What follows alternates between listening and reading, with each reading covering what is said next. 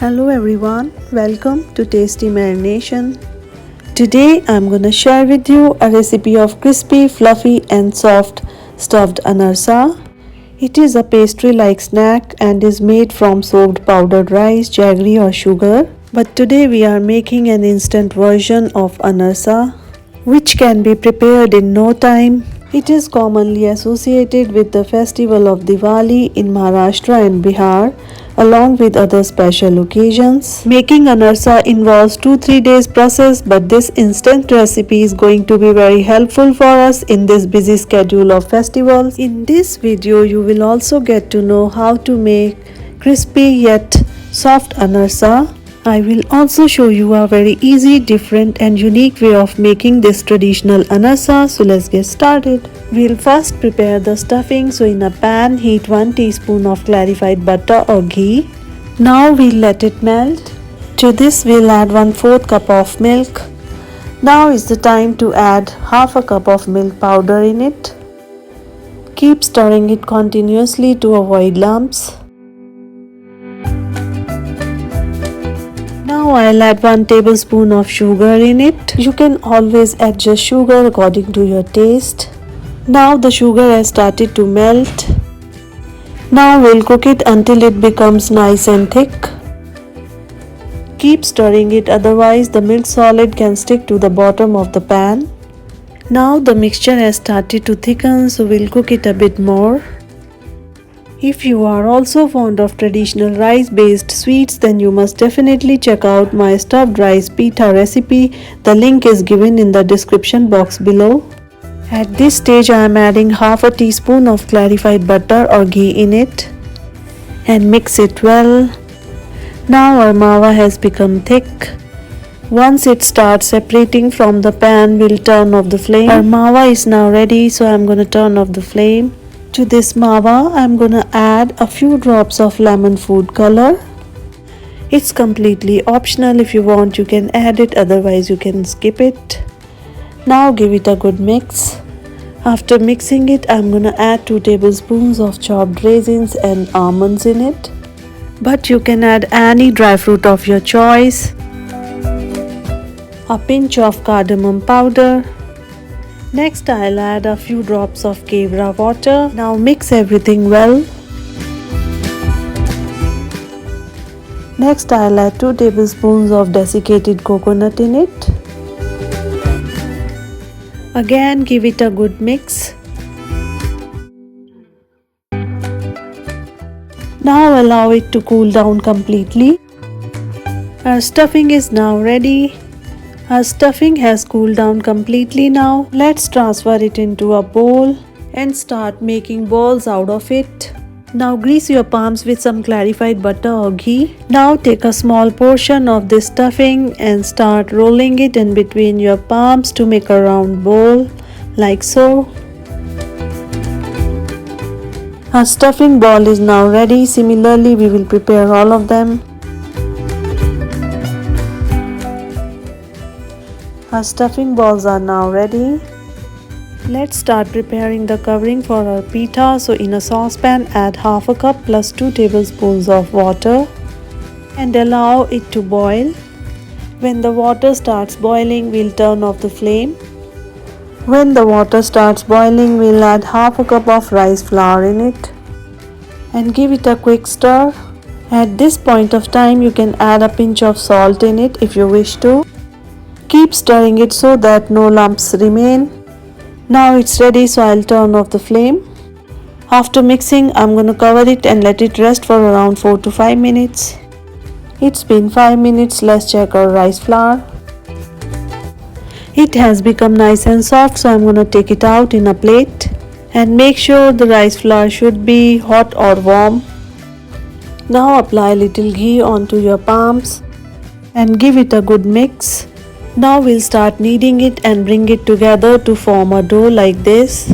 The rice flour should be hot or warm while doing so, or else it won't come together like a dough. This step is very important to make a nice and smooth rice flour dough. Now I'll add 2 pinches of cardamom powder in it. Next, I'll add half a teaspoon of clarified butter or ghee in it. The ghee makes rice flour smooth and soft. It also gives nice shine to the rice flour. This step is very important to make a smooth and soft dough. You can also add a tablespoon of curd in it to make it softer, but then you'll have to consume it early. Next, I'll add 1/3 cup of powdered sugar in it. You can use jaggery as well. You can always adjust sugar according to your taste. Now give everything a good mix. Now I'll add 1 tablespoon of all-purpose flour or maida in it. Maida gives nice binding to the rice flour. Now is the time to add 1/8 teaspoon of baking powder in it. Also add in a pinch of baking soda. Traditionally, it does not contain baking powder or baking soda. This is my own personal twist to make instant anarsa. The baking powder and the baking soda makes the anarsa nice and soft. So please do not skip it. But do not add more than this or else they may start opening up while frying. Give everything a good mix. If the dough looks dry, you can add 1 more tablespoon of water in it. Now apply a little ghee and bring it together like a dough. Now it has started coming together like a dough. Our rice flour dough is almost ready now. Our rice flour dough has become very soft and smooth, as you can see. Our rice flour dough is now ready. Now make a roll out of it and divide it into equal parts.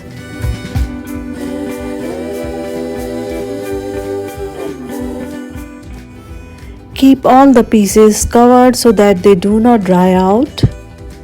Now take 1 rice dough piece and start rolling it in between your palms to make a round ball like so, and flatten it a bit and make a cavity in the center using fingers.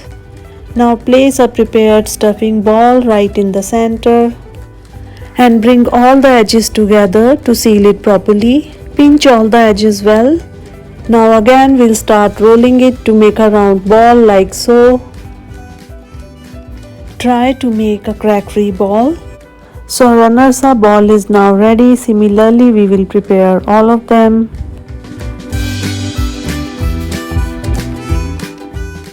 Our anarsa balls are now ready. And here I have taken some sesame seeds to coat the anarsa balls. But you can also use poppy seeds or semolina or rava to coat the balls. Now roll the anarsa ball into the sesame seeds so that they stick to it. Coat it well with the sesame seeds. If you want, you can make anarsa balls like so, but today I'm gonna flatten them a bit to make a patty-like shape. Flatten the dough into a round disc. Our anarsa is now ready, and similarly we will prepare all of them. If you want, you can coat the anarsa with sesame seeds from both the sides.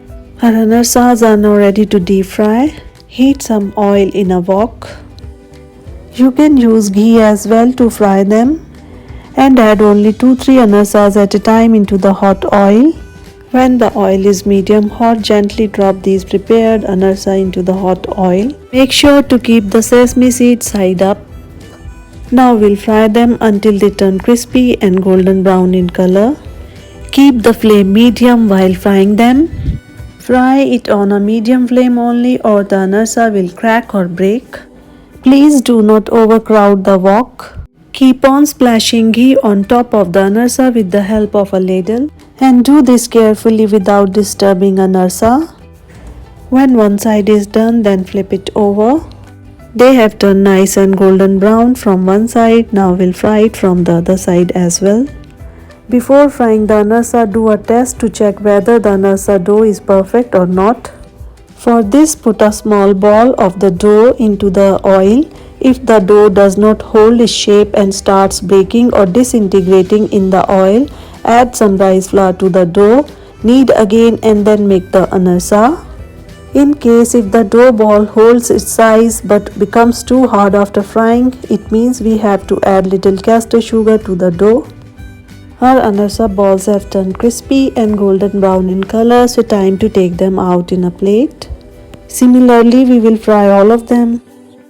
Now we'll fry our second batch. Be in control of the oil temperature during this entire process. Now keep frying till it turns golden brown in color.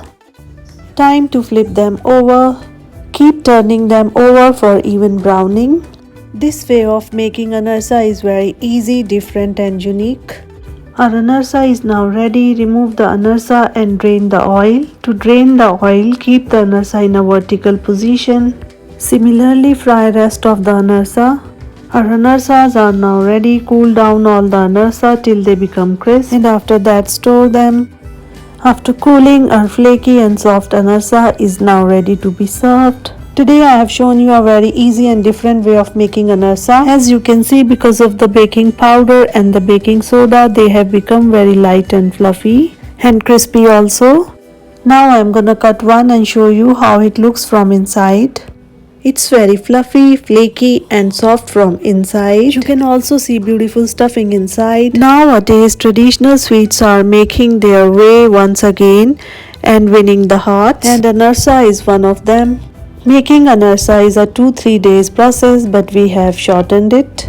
After cooling, you can store them in an airtight container for 5 to 6 days.